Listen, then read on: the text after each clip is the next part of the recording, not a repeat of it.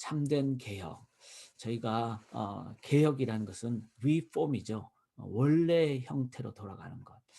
그래서 하나님이 창조하실 때 에덴 동산의 그 모습으로 돌아가는 것. 거기는 예배가 있었고 거기는 풍성함과 사랑함이 있었고 또 가정적으로 남편과 아내가 사랑함이 있었고 천국이죠. 하나님 나라죠. 그 길로 리폼 돌아가는 것. 완전히 뭐 없애고 이게 아니라 원래로 돌아가는 것. 여기에 진정한 기쁨과 능력이 있습니다.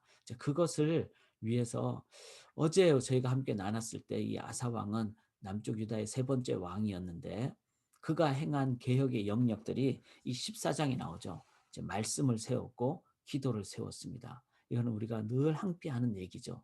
그런데 아사가 했던 또 다른 개혁의 영역은 산당 제거라는 거기에는 우상, 이방신 그 속에는 문화가 다 들어가 있었죠. 그래서 우리의 생각 그런 부분들 요행수 뭐 이런 거 그래서 문화를 개혁했습니다.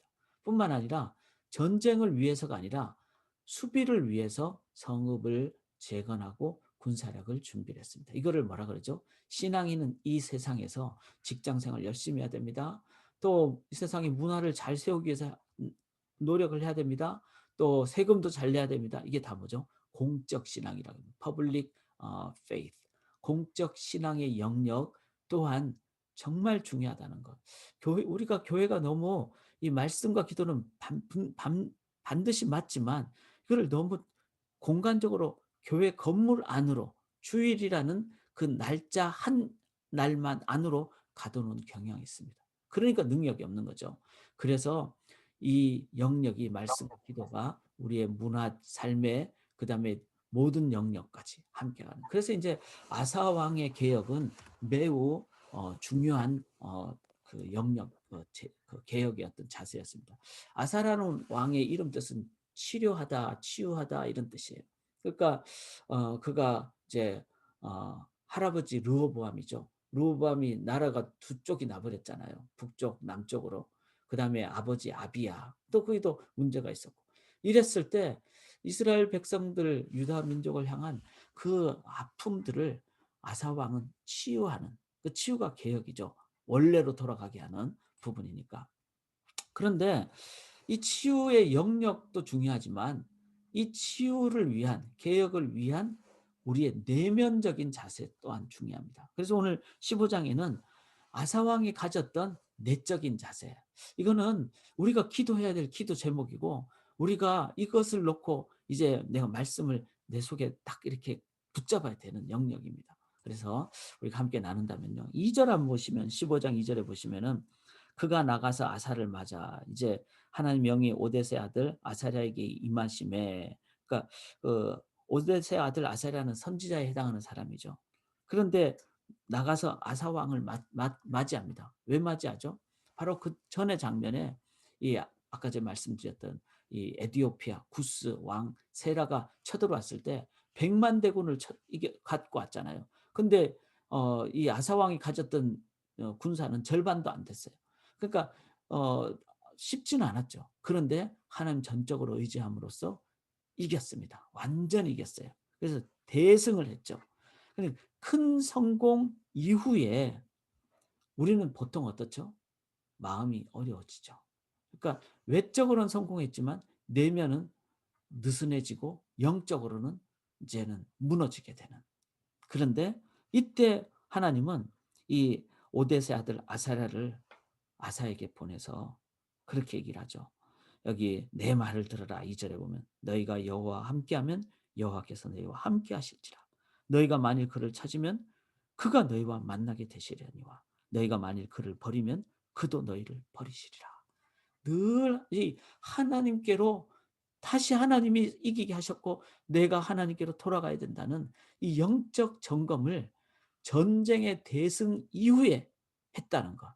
이게 내적인 중요한 자세입니다. 우리는 큰 시련 이후에 이기고 난 다음에 실은 진짜 내적인 어려움을 겪게 될 경우가 많죠. 그때도 어떻게 해야 됩니까? 언제나 늘 하나님께로 향하다. 이러면 신앙생활 우리도 좀 쉬어야 되는데 피곤하지 않느냐? 그렇지 않습니다.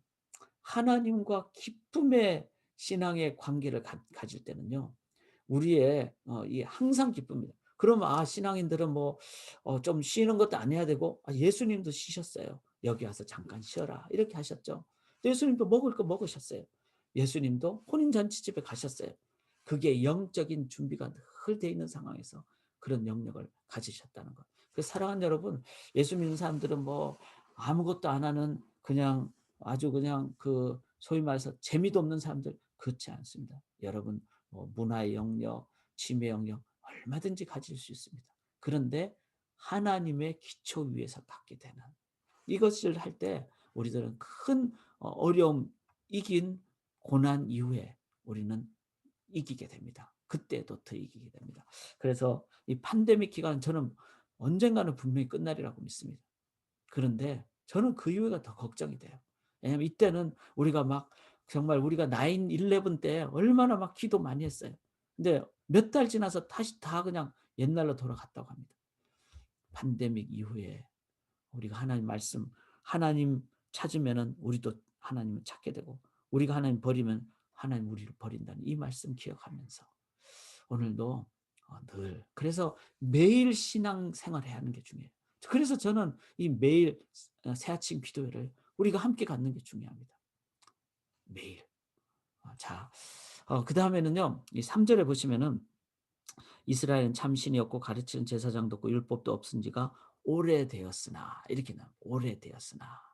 이게 언제쯤인가 하면 여기 아사 왕이 910 년부터 사역을 시작했습니다. 근데 솔로몬이 BC 971 년부터 왕이 됐어요. 그런데 20년 동안 이제 성전과 그다음에 자기 왕궁을 짓고, 그다음부터 인제 40년 중에 20 년을 그렇게 하고 나머지 기간은 막 엉망이 됐거든요. 그러니까 그때부터 그다음에 르호보암, 아비야, 아사까지 다 한다면은 한 40 년, 최소 40년 정도가 기간이라는 거예요. 이스라엘 백성들이 엉망이 된 기간이에요. 자, 우리가 40 년이면 우리 인생의 절반입니다.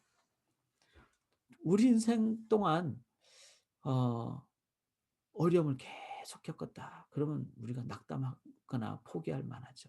그런데 아사는 어땠습니까? 아 그런 기간이라도 그 기간 너머에 분명히 하나님이 계시다는 거. 그래서 낙담하지 않고 본질로 돌아갔다는 거. 우리가 내가 지금까지 기도를 하는데 30년 기도했습니다. 하나님은 분명히 하나님의 때 들으십니다. 그 낙담하지 않기를 우리가 이 새벽에도 한 번 더 기도하기를 원하고요. 여러분, 저희가 한민족이니까 남북 통일을 위해서 기도하잖아요. 지금 분단 뭐 70년 이렇게 이제 상황이 돼 가는데, 사랑하는 여러분, 하나님은 분리되는 걸 원하지 않습니다. 그렇다면은 통일을 위해서 낙담하지 않고 기도하는 저희가 되기를 원합니다. 여기 7 절에 보시면은요. 7 절에 "그런즉 너희는 강하게 하라. 너희 행위에는 상급이 있음이라." 자, 이렇게 40년 동안 뭐 변하지 않았는데 뭐 이런 생각 되지 않겠습니까? 그리고 내가 지금 당장 뿌린다고 당장 눈에 보이는 것이 안 나타나죠. 그런데 하나님은 그렇게 얘기하시죠. "너희 행위에는 상급이 있음이라." 저는 이 말씀을 이런 부분을 읽을 때마다 지난 여름이 생각납니다. 여름에 저희 잔디가 엉망이었는데 제가 잔디를 씨를 사서 뿌리면요. 뿌리기 전에 뭐 해야 됩니까? 갈아야 되잖아, 땅을.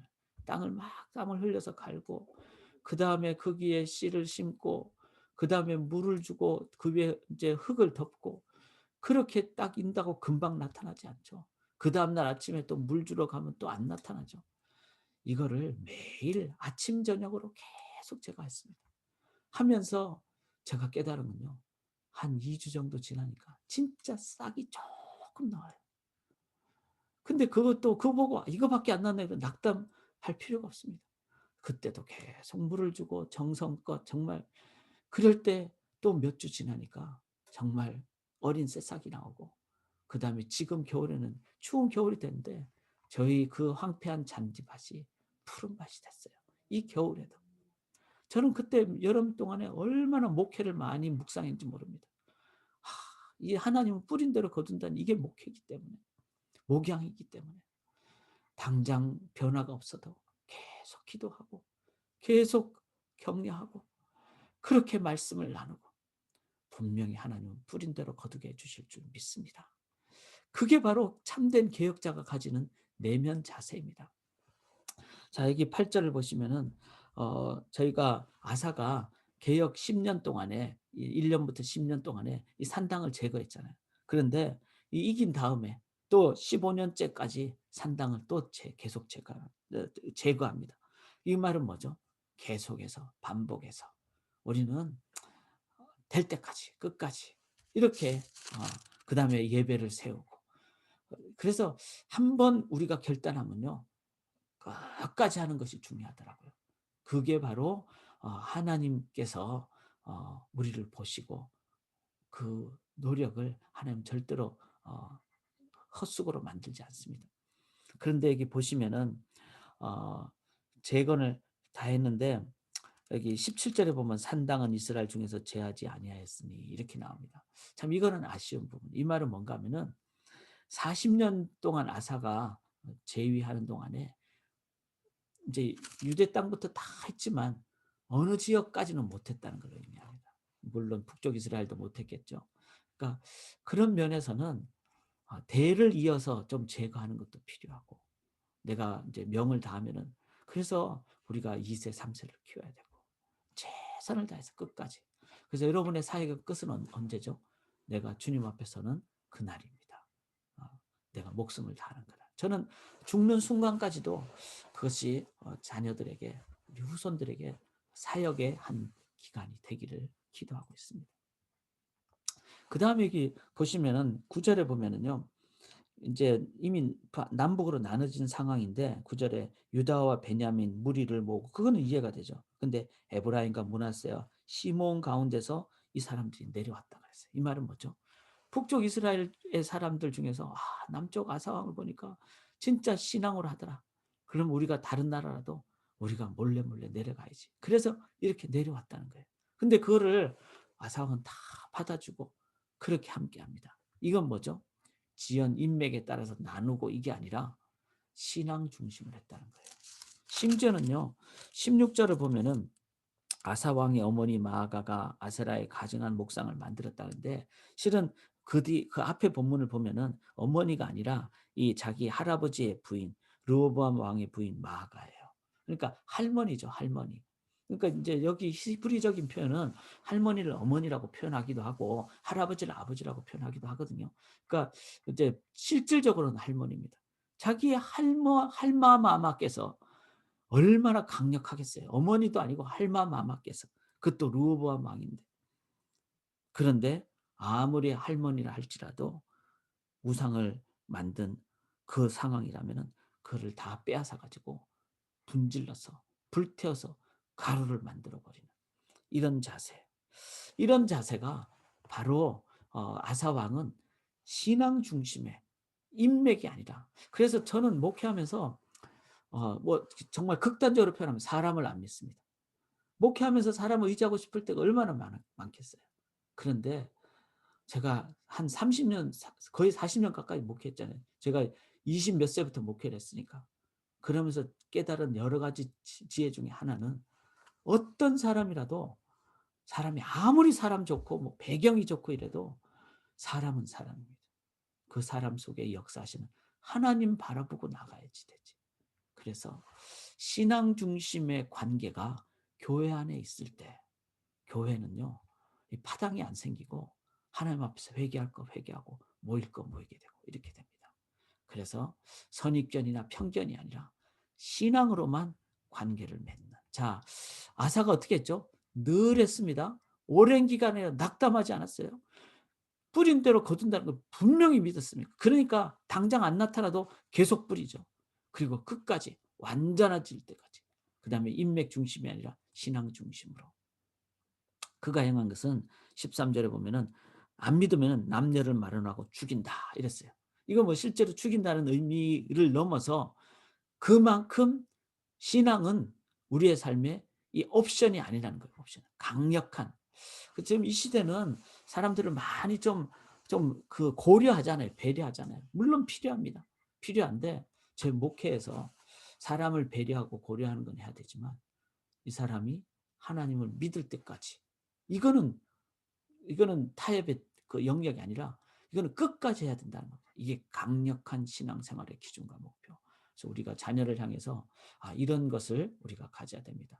자, 한번 이 부분을 제가 이렇게 뭐 스크린샷을 해서 나누면은요, 오늘 좀 계속 기도해 주시기를 바라겠고, 이거를 12절에 뭐라 그러죠? 마음을 다하고 목숨을 다하여, 이렇게. 그러니까 마음을 다하고 전심, 목숨, 그러니까 전력인데 전명, 목숨, 명, 이렇게. 자, 저희가 진짜 한자를 만들자고요. 전심전명으로 마음을 다하고 목숨을 다하여 우리가 삶의 신앙으로 나아가는, 이렇게 했을 때 결과가 어떻게 됐을까요? 여기 17절에 보면은 아사의 마음이 일평생 온전하더라. 저는 참 은혜를 많이 받았어요. 이 온전이란 히브리어가 샬렘인데, 샬렘은 뭐죠? 샬롬의 어근이 같아요. 평안입니다. 평안. 아사 또한, 아니 할머니를 막 대적하는데, 이게 진짜 뭐 우리 드라마 만든다면은 고전 드라마 만든 진짜 재밌는 드라마가 나오지 않겠어요? 그런데 마음이 일평생 온전했다 그랬습니다. 왜 그렇죠? 그는 전심으로 하나님을 섬겼기 때문에. 이게 진짜 평강입니다. 저는 우리 모든 성도님들이 우리 소망교회 샬롬셀처럼, 우리 셀 이름이 샬롬셀 있잖아요. 진짜 샬롬으로 나가기로 합니다. 모든 셀이 진짜 샬롬으로. 우리 셀장님들 참 진짜 참 마음 다하시고 쉽지 않거든요. 마음 다하니까 셀원들이 아프면 같이 아파하고. 그런데 그 상황에서 하나님을 전심으로 향하면 우리 셀장님들 마음속에 하나님의 온전함, 샬롬, 평강이 넘치고, 우리 성도님들이 그렇게 진짜 온전해지시기를 주님의 이름으로 간절히 기원합니다. 제가 한 가지 광고합니다. 오늘 저녁에 기독교인과 교회가입니다. 제가 왜 이 얘기를 하는가 하면요, 역대상하 보면요, 이 지금 아비야 밑에 그 다음에 아사가 나오잖아요. 그 솔로몬 위에 다윗이 있잖아요. 교육이 나옵니다. 교육. 그래서 오늘 기독교인과 교육을 나누는데, 내 자녀는 다 컸으니까 나 이거 안 들어도 된다.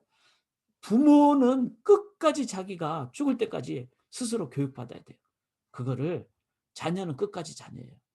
내 80대 교육을 자녀에게 행할 수 있습니다. 자, 그런 걸 생각하시면서 이 광고를 드리고요.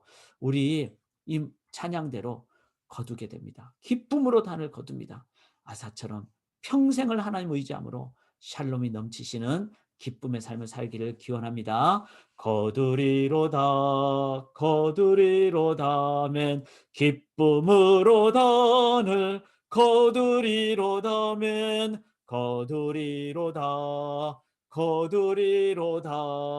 기쁨으로 단을 거두리로다멘.